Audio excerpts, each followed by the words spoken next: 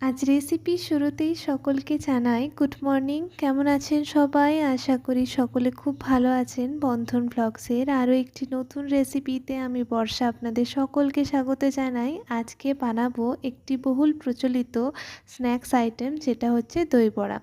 এটা বানানোর জন্য প্রথমেই আমি প্রায় 2 কাপ পরিমাণ কলাইয়ের ডাল এবং 1 কাপ পরিমাণ মুগের ডাল ভালোভাবে ধুয়ে 5 থেকে 6 ঘন্টার জন্য ভিজিয়ে রেখে দিয়েছিলাম।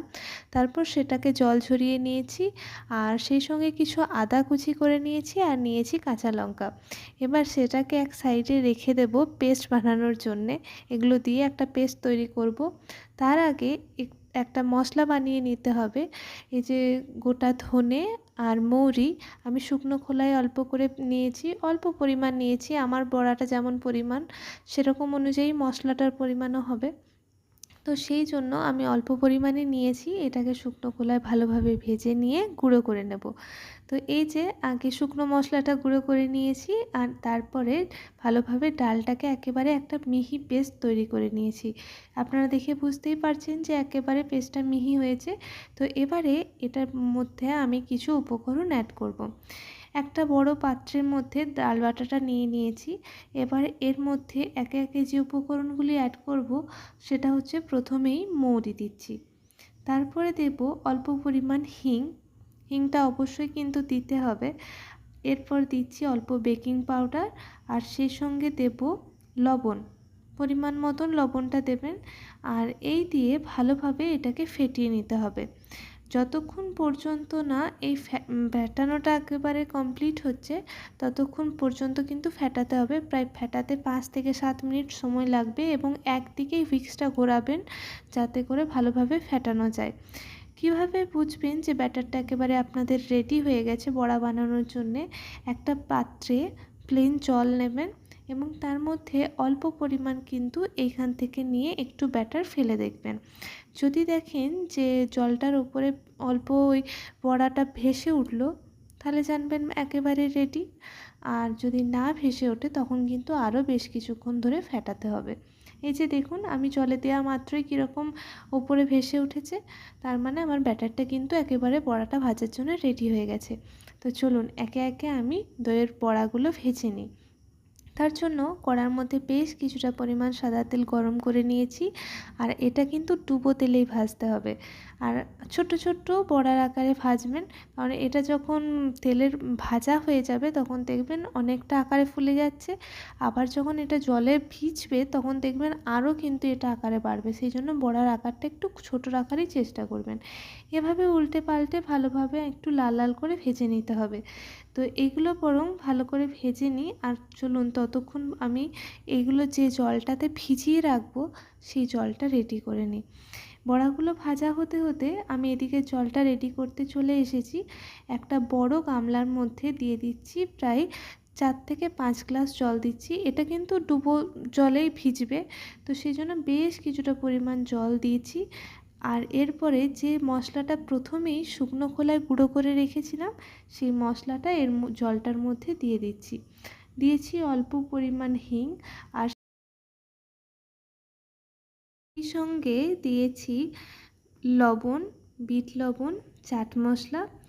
এই দিয়ে আর অল্প পরিমাণ চিনি দিয়ে আমি কিন্তু জলটাকে রেডি করে নিয়েছি।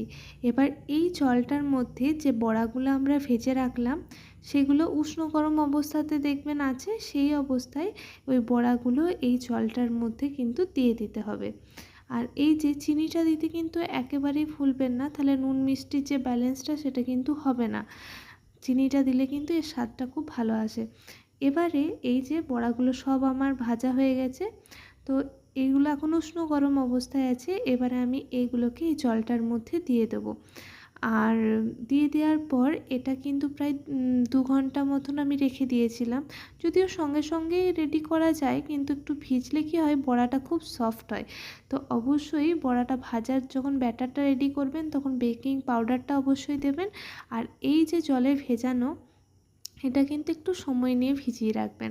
এই দুটোই হচ্ছে কিন্তু মেন ট্রিক্স এটাকে, মানে এই বড়াটাকে রেডি করার, সফট করার জন্য। তো এই যে ভালোভাবে এটাকে আমি ভিজিয়ে নিয়েছি আর ঢাকা দিয়ে রেখে দিলাম। এটা প্রায় 2 ঘন্টা ভিজবে। আর আমি আঙুলে যেহেতু 4 দেখিয়েছি, তার মানে ভাববেন না আমি 4 ঘন্টা রেখেছিলাম। তো এই যে এবারে দই বড়ার দইটা রেডি করে নিচ্ছি। তার জন্য আমি প্রায় 500 গ্রাম পরিমাণ টক দই নিয়েছি। আর টক দইটাকে ভালোভাবে ফিটিয়ে নিয়েছি। এর মধ্যে পরিমাণ মতন দিয়েছি বিট নুন, অল্প পরিমাণ লঙ্কার গুঁড়ো আর বেশ কিছুটা পরিমাণ চিনি দিয়েছি। এই দিয়ে আর অল্প জলও দিতে হবে, কারণ দইয়ের এই ব্যাটারটা একটু পাতলাই হবে। তো সেইটা দিয়ে ভালোভাবে এটাকে মিশিয়ে নিয়ে চিনিটা যাতে যতক্ষণ ভালোভাবে মেল্ট হয়ে যায় ততক্ষণ পর্যন্ত একটু ভালোভাবে মিশিয়ে নিতে হবে এবং এটাকে ফ্রিজে ঠান্ডা করতে হবে, কারণ এই খাবারটা তো আমরা ঠান্ডা ঠান্ডায় সার্ভ করব। তো ঠান্ডাই খেতে ভালো লাগে। তো দইটা একটু ঠান্ডা হওয়ার জন্য আমি ফ্রিজে রেখে দেবো। তো চলুন প্রায় আধ ঘন্টা পর ফিরে আসছি। ততক্ষণ বরং সেই সময়টাতে বসে না থেকে দই বড়ার যে চাটনিগুলো সেগুলো আমি রেডি করে নিই। এই যে আমি তেঁতুলের চাটনি আর ধনেপাতার চাটনিটা রেডি করে নিয়েছি। যদিও এই ভিডিওতে আমি চাটনিগুলোর রেসিপি দিইনি, নেক্সট ভিডিওতে দেব। তো এই ভিডিওটা যেহেতু অনেক বড় হয়ে গেছিলো, সেই জন্য চাটনির রেসিপিটা আর এর মধ্যে অ্যাড করলাম না। নেক্সট দিন চাটনির রেসিপিগুলো আমি দেব। তো আমি ধনেপাতার চাটনি আর টমেটোর চাটনিটাও রেডি করে নিয়েছি। এদিকে দইটাও রেডি আছে আর বড়াগুলোও কিন্তু ভালোভাবে ভিজে গেছে। তো চলুন দই বড়াটা এবারে সেট হওয়ার জন্য রেখে দিই। তো একটা টিফিনের মধ্যে আমি বেশ কিছুটা পরিমাণ দই প্রথমে দিয়ে দিচ্ছি। এবারে হাতে করে চিপে চিপে বড়াগুলোর থেকে যে এক্সট্রা জলটা আছে সেটা বার করে নিতে হবে। তো এই যে আমি কিভাবে করছি প্রসেসটা আপনারা দেখলেই বুঝতে পারছেন। এই 2 হাতের তালুর মধ্যে হালকা করে চিপবেন, যাতে বড়াগুলো আবার একেবারে, এখন তো খুব সফট হয়ে আছে, যাতে একদম ফেটে না যায় বা ভেঙে না যায়। তো হালকা আলতো করে চাপ দিলেই কিন্তু এর থেকে যে এক্সট্রা জলটা সেটা কিন্তু বেরিয়ে যাবে। এইভাবে একে একে বড়াগুলোর থেকে চিপে জলটাকে বের করে দইয়ের ওই বাটিটার মধ্যে আমি বসিয়ে দিচ্ছি। আর তারপর ওপর থেকে বেশ কিছুটা পরিমাণ দই দিয়ে, মানে দইয়ের মধ্যে যেন বড়াগুলো ডুবে থাকে সেই জন্য রকমভাবে দইটা দিতে হবে এবং দেওয়ার পর এটাকে আধ ঘন্টার জন্য ফ্রিজে ঠান্ডা হতে রেখে দেবো। এই টাইমটাতে কি হবে, বড়াগুলোর মধ্যে দইটা কিছুটা পরিমাণ ঢুকে যাবে এবং বড়াটা আরও মানে বড়াটার মধ্যে দইয়ের যে ফ্লেভারটা থাকে সেটা কিন্তু ভালোভাবে মিশে যাবে এবং এটা ঠান্ডা হয়ে যাওয়ার কারণে খেতেও ভালো লাগবে। তো চলুন আধ ঘন্টা পর আবারও ফিরে আসছি এবং এটাকে সার্ভ করে দেখাই। তো আধ ঘন্টা হয়ে গেছে। তো চলুন এবার বড়াটা আমি কিভাবে সার্ভ করছি সেটা আপনাদেরকে দেখাই। এইভাবে একটা প্লেটের মধ্যে বড়াগুলো নিয়েছি।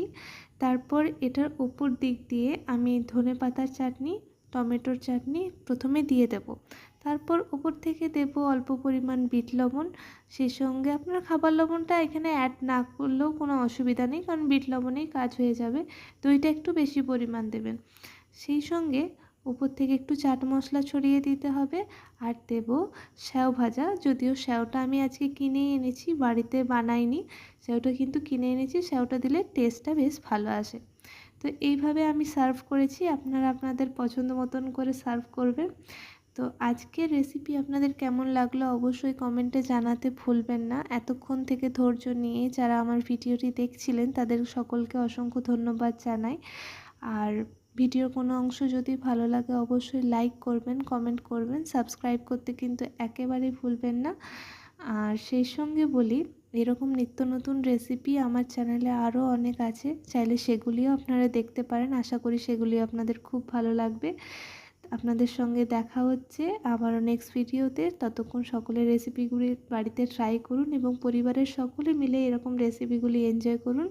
দেখা হচ্ছে সকলের সাথে নেক্সট ভিডিওতে। সকলে ভালো থাকুন, সুস্থ থাকুন।